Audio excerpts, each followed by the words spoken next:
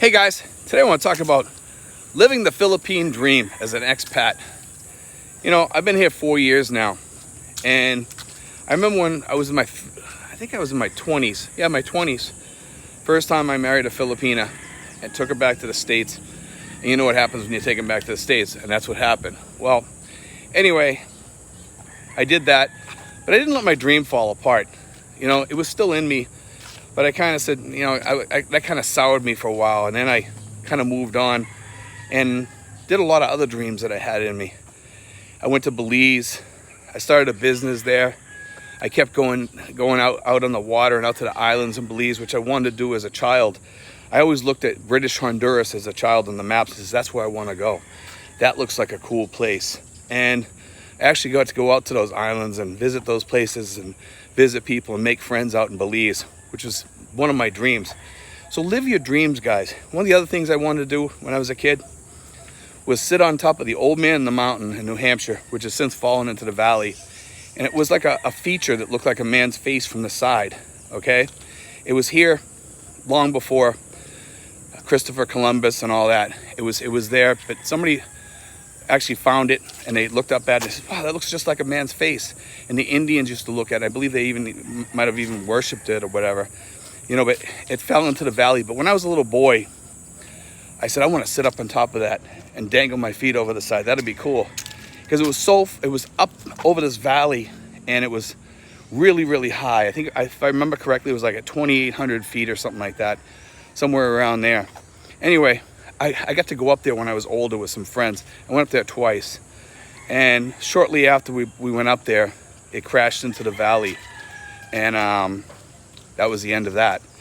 And when I was up there and I was dangling my feet, I said, man, there's only a couple of cables and stuff holding on to this because it was getting ready to fall. So they put cables up there to try to secure it, to make it stronger so it wouldn't fall, because it would have fell a long time ago.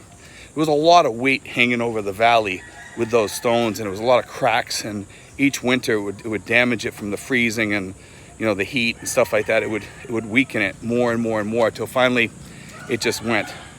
And then the other thing I wanted to do was I wanted to cross the ocean. I wanted to cross the ocean originally in like a sailboat. I thought that'd be kind of cool. But then I read this boat, Tinkerbell, and I wanted to cross the ocean in a small boat. I read this story about Tinkerbell. Tinkerbell was a little tiny boat this guy named, he built it. I believe it was like about 12 or 13 feet long or 16 feet long or whatever. It was real tiny. And this guy sailed across the ocean. And in the story, he talks about a submarine pulling up next to it and asking him if he was okay. Because I guess the guy that was looking through the periscope was looking up there saying, what the heck is this? This guy's in like a real tiny boat. We better, you know, surface and see if he's okay. So they surfaced to ask him if he was okay and everything. He said, I'm okay. I think they gave him some extra supplies or whatever. And then he was on his way again. But, I was thinking, man, that'd be cool crossing the ocean in a small boat like that. But that guy had already did it. I wanted to do something really cool. So I said, you know what? That submarine. I'd like to cross the ocean in a submarine like that. And that's what I ended up doing when I was older. When I was 17 years old, I joined the Submarine Force. And I went across the ocean, and it was in the USS James K. Polk. That was the name of the boat I was on. Later on, I was on the USS Woodrow Wilson. This was back in the early 80s. And I actually enjoyed my time in the military. It was really good times. It was living my dream, a dream that I had chosen for me, and I had, said, I want to do this, this, and this. Later on, I chose different dreams. I went to Belize. I started a business down there, and I had a beautiful girlfriend down there. I had, a good life down there. I was going down there every summer. I was still working at the time, but every year for about a month, I'd go down there. There's a big helicopter cruising over here. Anyway, every year I'd go down there for about a month. Sometimes I'd go down there twice a year or whatever. And I really enjoyed going down there. It was a lot of fun going down to Belize. And it was, we'd go out fishing, we'd go out snorkeling, diving, everything, a little bit of everything. Sometimes we'd just go cruising all the way down to Honduras in a boat or whatever. And we were living lives. I remember being out there on the water one time, and there was 3 water spouts on the water. There was 3 water spouts on the water at one time, and they were really close to each other. And I remember being out there with my friend. It was almost like something. It was really something that it was surreal. Like you're there, and there's these big columns going up each side of you, one on one side, 2 on the other, and we're going through them with the boat. And I'm looking at them. I'm saying, man, you couldn't get any more beautiful than what I'm seeing right now. Seeing this here. Where else in the world are you going to see this? Where else in the world? Three columns. 3 water spouts on the water all at the same time. I remember waking up in the morning and looking out on the water sometimes off of Key Cocker and Belize and seeing those. And this is why I implore people to follow your dreams, because these are things you miss out on by not traveling, by just staying at home. A lot of Americans, they're so stuck on staying in the United States. And there's so many things to see out there in the world.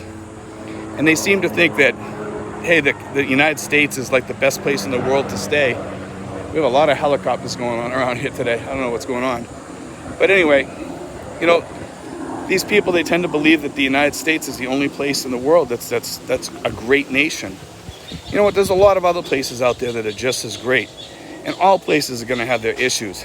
And one of the reasons why I chose the Philippines is because the United States used to run the Philippines, back from like the 1900 to like 1940 something. It was like 40 years or whatever it was, 50 years. But anyway, and their government is very similar. Does it have its problems? Yeah, it has its problems. But does the United States have its problems? Hell yeah, it has its problems. It has big problems. And if I had to choose between the two, I'll choose here. 100%. Right now we're in the middle of election time. And we have to kind of, over here as, as a resident or a visitor here, whatever you want to call us. I'm a resident here. We're not supposed to get involved with that, unless you're a citizen here. You're not supposed to get involved with politics. But you know something? I like that, because I don't want to get involved in politics anymore. I'm at the age where I don't want to deal with all that crap. Who wants to deal with all that? Nobody. So it's easy for me to stay out of it. Do I still like talking politics with people? Hell yeah, I love talking politics. I enjoy talking once in a while to one of the expats or whatever, and we talk about it. But you know something? When you guys back home, when you dream about something, don't let that go. Don't let it go at all. Live your dreams, guys. Follow those dreams. Don't let go of those things, because that's what keeps you going in life. If you give up on those dreams, you know what? You start giving up on life. You start giving up on life. Get out there and start living those dreams. Don't sit in a nursing home or an apartment or whatever, in your elderly years, when you can be living down here and living healthy. You can even hire a nurse down here for almost nothing, for a few hours each day, to have them stop by or whatever. Even the nursing homes over here are cheaper. So if you don't have enough money for a nursing home or something, you can come over here. I did a vlog on that. There's places you can live over here really, really cheap. But I'm not telling people to come over here from a nursing home and change to over here. But if you're looking to save money for your children or whatever, and you don't want Medicare or Medicaid to take your money away, then it might be worth it for you to look over here, because nursing homes are so cheap over here, and you could probably afford it. If you're making between $2,000 to $3,000 a month in your retirement income, you could come over here and live over here in a retirement home and live fairly well. But and also, guys, for guys that are thinking about coming over here and just living out their life, a healthy lifestyle over here, we have guys that are coming from Hawaii. They're surfers. We have guys that come over here. They just want to kick back, relax, and just live in a nice neighborhood and make some new friends. And that's okay. That's okay. That's really okay. We have people like that over here. We have people that just want to kind of kick back, relax, and just make friends. We have that over here. We also have people over here that like to run around, see places, travel. You can travel cheap over here. The buses are cheap over here. The flights are semi-cheap over here. You can travel up to Thailand once in a while. Go to Vietnam, Japan, China, Malaysia, Bali, Australia. all types of places over here. But keep your dreams, guys. Keep your dreams. Follow those dreams. Don't let those dreams go, guys. You know, hold on to them.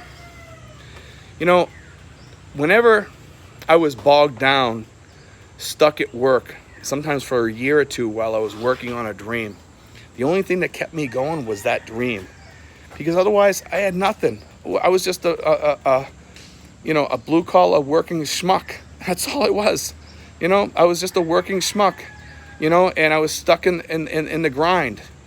Get out of the grind, guys. Figure out a way to get out of that grind and get over here. You know, that's what you need to do. I know it's hard. I know people sometimes have issues back home. They're calling me saying, you know, Steve, I only make $400 a month or $350 a month or $550 a month in my retirement. Then you're better off staying home, by all means. Unless you're willing to go out and work or do something or do security work or something like that. You're better off, you know, doing something else.